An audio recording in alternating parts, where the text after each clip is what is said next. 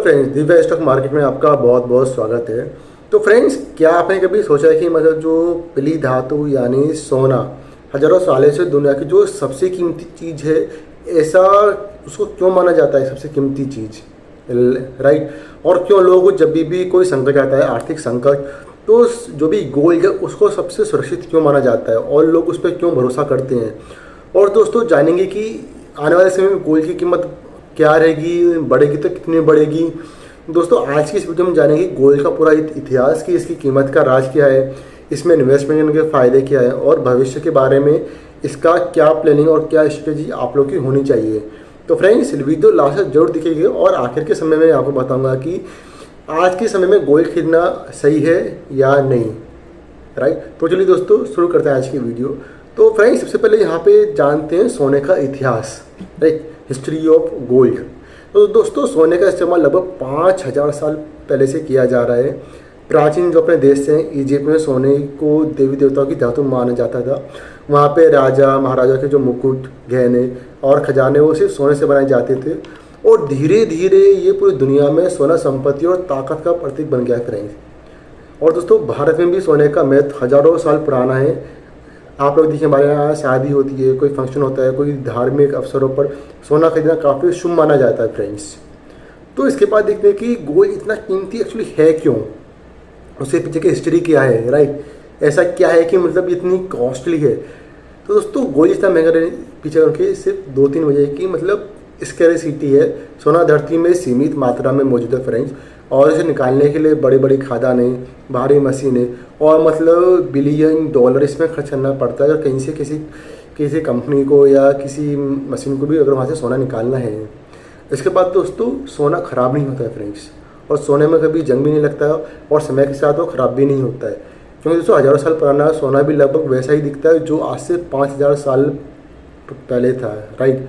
और दोस्तों, आप लोग यहाँ पे एक बात देखिए, दुनिया के लगभग हर देश में गोल्ड को काफ़ी वैल्यू दी जाती है।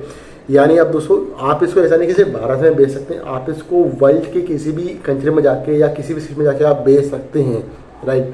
और सबसे अच्छी चीज़ दोस्तों, इसमें सुरक्षित निवेश आप लोग कर सकते हैं।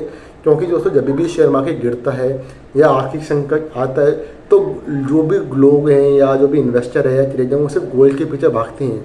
और दोस्तों, इसी वजह से गोल्ड को अपने मानते हैं सबसे सेफ हेवन एसेट। चलिए दोस्तों, मैंने जान लिया कि मतलब गोल्ड इतना प्रेशियस क्यों है, राइट? अभी जानते हैं कि गोल्ड की कीमत कैसे तो होती है। ऐसा तो नहीं है फ्रेंड्स, आप हो या मैं हूँ या कोई भी एक कंपनी है या कोई भी एक फर्म है, वो गोल्ड का प्राइस एक डिसाइड करे और उस कंट्रीज़ में या उस देश में या उस सिटी में वो प्राइस चले। तो दोस्तों, ऐसा नहीं है। दोस्तों, इसके पीछे 2-3 वजह हैं। यहाँ पे पहला है मांग और आपूर्ति, राइट? अगर लोग ज़्यादा गोल्ड खरीदेंगे तो उसकी कीमतें बढ़ेंगी। अगर दोस्तों बिक्री ज़्यादा होगी तो कीमतें भी यहाँ पे गिर सकती हैं। और दोस्तों, अगर बात करें यहाँ पे डॉलर की ताकत, गोल्ड और यूएस डॉलर का अक्सर उल्टा संबंध होता है फ्रेंड्स। जब डॉलर कमज़ोर होता है फ्रेंड्स, तो गोल्ड की कीमतें बढ़ती हैं। और इसके बाद देखिए दोस्तों, एक बहुत ही इंपॉर्टेंट इन्फ्लेशन है। दोस्तों, महंगाई बढ़ने पर लोग अपनी संपत्ति बचाने के लिए गोल्ड खरीदते हैं, राइट? ज़्यादातर 90% अपने इंडिया में ऐसा ही होता है। और इससे गोल्ड की जो कीमतें और मांग दोनों एक साथ में आसमान छूती हैं फ्रेंड, जैसा आप आज के टाइम में देख सकते हैं। और दोस्तों, इसके बाद देखें last point, geo political tension. वो चाहे वॉर हो, आर्थिक संकट हो या ग्लोबल टेंशन हो, इन समय के साथ ही दोस्तों जो भी ड्यूरेशन है, इन्हीं में गोल्ड की कीमत सबसे ज़्यादा उभर के ऊपर आती है। और दोस्तों, भारत दुनिया के सबसे बड़े गोल्ड इंपोर्ट में से सबसे बड़ा कंट्री है अपना, राइट? क्योंकि दोस्तों, भारतीय परिवार के पास हजारों टन सोना है फ्रेंड्स घर में, राइट? आपके यहाँ भी होगा, मेरे यहाँ पे, क्योंकि अपने यहाँ आप समझिए वो फैमिली बैकग्राउंड चला के गोल्ड होना ही चाहिए, राइट? और भारत में गोल्ड सिर्फ दोस्तों इन्वेस्टमेंट करने के लिए नहीं, गोल्ड एक वहाँ पे भावना है, लोगों की जो संस्कृति है उससे जुड़ा हुआ है। और दोस्तों, हमारे यहाँ शादी हो, ब्याह हो, गोल्ड की खरीदारी एक परंपरा मानी जाती है। और दोस्तों, यही कारण है कि भारत में गोल्ड की कीमतें हमेशा अच्छी रहती हैं। आप चाहे 12 मास देख रहे हैं, बारिश का सीज़न हो, सर्दी हो, गर्मी हो, बरसात, तो हमेशा आपको गोल्ड के प्राइस आसमान छूते नजर आएंगे दोस्तों। और दोस्तों, अभी देखते हैं गोल्ड में इन्वेस्टमेंट के कौन कौन से तरीके हैं। अगर आप गोल्ड में इन्वेस्टमेंट करना चाहते हैं तो 3-4 ऑप्शन मैं आपको बता रहा हूँ। उसमें से जो ऑप्शन आपको बेस्ट लगे वो आप चूज़ कर सकते हैं। और मेरा कौन सा बेस्ट है कि आप किस में इन्वेस्टमेंट करना चाहें, आप उसमें भी कर सकते हैं। तो सबसे पहले दोस्त यहाँ पे आता है फिजिकल गोल्ड। ज्वेलरी हुआ, सिक्के हुआ, बिस्कुट आप खरीद सकते हैं, लेकिन दोस्तों इसमें मेकिंग चार्जेस और सेफ्टी की समस्या भी इसमें आप लोगों को हो सकती है। तो दूसरा अल्टरनेटिव इसका जानते हैं गोल्ड ETF।